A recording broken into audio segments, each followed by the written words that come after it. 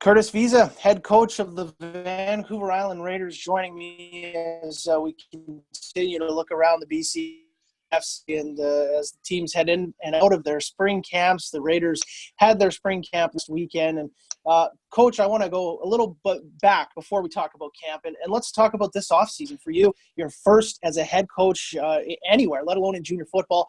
What's it been like learning the ropes and getting your feet into this? Well, definitely learn it. It's a kind of about the people I surround myself with. Like starting with Josh Williams as GM, Cable Atwell, president, the board, kind of getting behind me and helping me push forward. After that, learning that having a strong coaching staff will be a big, big push to get players here.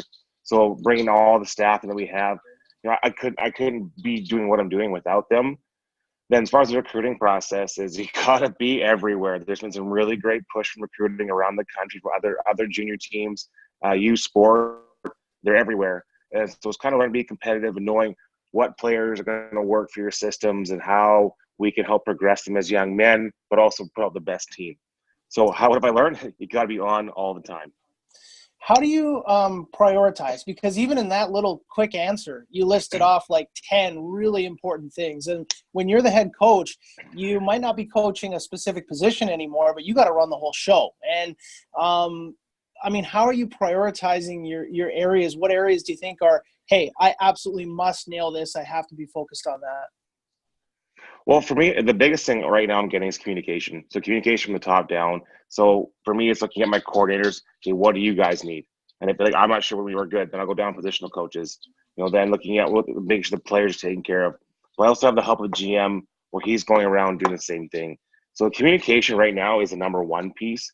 Having open, honest, even those uncomfortable conversations that have to be done are getting done. And because the way we've set things up from the very beginning, we're not afraid to do that. So right now, my prioritizing is going from communication of coaches to players, and then from that to board.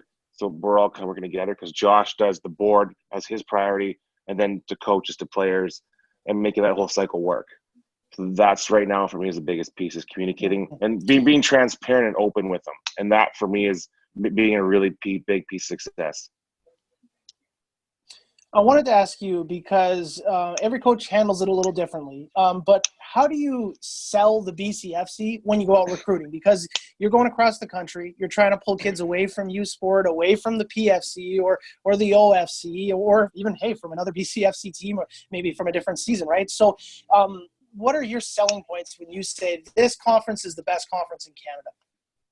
Well, when I go around, the different provinces and talk about BCFC, one piece that works out really well, especially when you're there, in the middle of January, is, hey guys, I just left a place where I was wearing shorts. Everyone was happy. The geography of Vancouver Island itself, that's one of the big pulls. A lot of kids even come to me and say, I want to play in BC. They want different opportunities, different places, kind of play different pieces. With the education background, I can talk about the experiences that shape young men and how they might flourish in a different environment. And being out here provides an opportunity they might not get, in the different conferences around the country. So when I go talking to a kid, from anywhere, I'm like, hey, it's beautiful here. We talk about, there's the rivers, the mountains, the ocean, and all those things they pique interest. A lot of kids that, are from the prairies, they've never seen the ocean.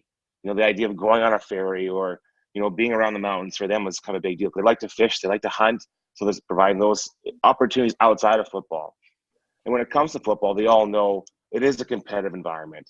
We talk about all the teams in the BCFC have become, very strong now, and we put forward really good products. So they provide them with an opportunity they might not get somewhere else. So the BCFC, it shows well now. And go ahead, yeah. I can't. It's okay. Thank you. BCFC is showing well around the country, and everyone is starting to want to be here more, and we're seeing strong products. They might have to hire you to work for Tourism or Tourism BC, I think, with that kind of spiel, man. But you nailed it. It's, hey, do you want to be in Saskatoon in October or November or not? Basically, I told them, hey guys, I wear shorts year round. Like I go teach school. I walk around after. It's good life out here. So, Coach, your first spring camp in the books. Tell me about it. How many kids did you have? What did you see? What did you like? What didn't you like? I mean, just try and give me the breakdown on what I'm sure was a pretty wild experience for you. Oh, absolutely. So we registered 86 players at the camp, and then we're missing about 9 guys who are veteran returners. So, we would have been up in the 90s for if everyone would have been able to make it. So we saw a lot of great things. The first off was kids, being accountable, being young men, taking care of what they got to take care of. There wasn't any hand holding, wasn't any handouts needed. There's lots of parental support, which is great to see guys getting comfortable. Some of my veteran players see guys and take care of them.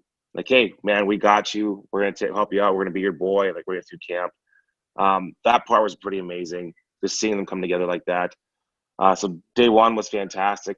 Everyone was, anxious and nervous. So it wasn't the best showing. But then Saturday morning rolls around and we get into our, first contact period. And you saw the big boys come to play. Offensive, defensive lines lit it up. They were unbelievable. It was such a battle from start to finish. Skill-wise, I bring back Jake LaBerge, and he's, just absolutely dialed in. He's worked out. He looks fantastic. Mike West on a different level. Right, we've got all these guys that are here to play.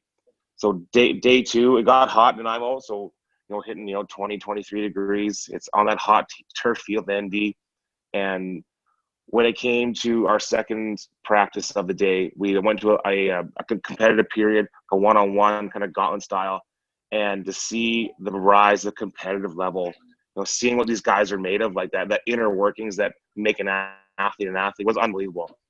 Receivers running the ball like running backs catching balls like receivers. Just seeing guys ball out was pretty awesome. The evening we had a fantastic dinner. Parents got to know each other. Sunday, our scrimmage was super competitive. I've never ever seen the guys with such discipline and desire to want to move the ball, stop the ball, and make all facets of the game work.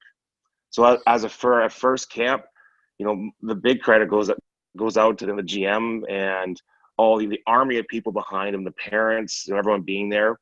So it was virtually seamless is what it felt like. There wasn't the major hiccup anywhere, and all the kids were happy. Like that was a big piece of feedback. This was the most fun I've ever had playing football. And you could see our level of talent has risen, the dedication of the game, the desire to be there. So as a first camp, I hope the next one's better. So that's if I can beat that every year, there's going to be something special come out of here. Coach, one comment that I've heard in talking to some of the people around the league and other people involved with the BCFC is, man, that Raiders staff, that's a bunch of kids. I mean, they're all young, and most of your staff are former players, guys who have won national championships as players. And I mean, you talk about your veteran coaches, a guy like Karim Mayer, he's been a coach for almost a decade, but still, that's a man who is in his mid-30s. So I think what I'm getting at is it's a bit of a non-traditional coaching staff in its makeup and certainly in its age and experience. How has that impacted things negatively or positively that you're finding? Well, it's worked both ways for sure. Like when you're looking at if you're a player looking at it, you're seeing it in two different ways. One saying, oh, there might be some inexperience. There might be lacking some different pieces to it. But what the major piece I've been hearing from the player standpoint is, wow, what a bunch, of the young guys. They're excited to be there. They want to be there. Our commitments are to the game. Look, when you look at junior football as a whole, and you are getting into your later years in life, you've got family, there's commitments, there's things that might distract you, and being with a young staff, we're all hands on deck. So when I have a coaching staff of 16 to 20 guys that just want to be there to make the other players better, it's an infectious environment. So on a positive note of having such a young staff, we are committed to it, where everyone's raring to go. They're fresh, they're hungry, and then when it comes to the other half, when I'm seeing, with inexperience in some ways, we're learning together. But one thing that we've kind of tried to do is make it about everyone. We have lots of meetings, we meet every week, and we talk about what we're going to do going forward, how recruiting's going, what's needed. So with a younger staff and being in a similar generation, our communication skills and how we communicate are on the same level. So when it comes to, if we've got to, use a text or a quick phone call, or, the kids use like Instagrams and the Snapchats, we communicate with the players as the players communicate with players as well. So that for us is kind of giving us a bit of a leg up. We're, able to search through social media and understand things more. But I'm really happy with this coaching staff. It might be young and in traditional sense, very, unconventional with the fact that being so young, but our successes so far on and off the field have definitely proven that, the right choices have been made. And then when it comes to day one, when we play Langley, we'll find ways to adjust, and we'll look at different ways to make things work. Because, being from the generation we are from, we've had to find ways to adjust. Playing the years we played, we understand what it takes, to be a team and how to move forward.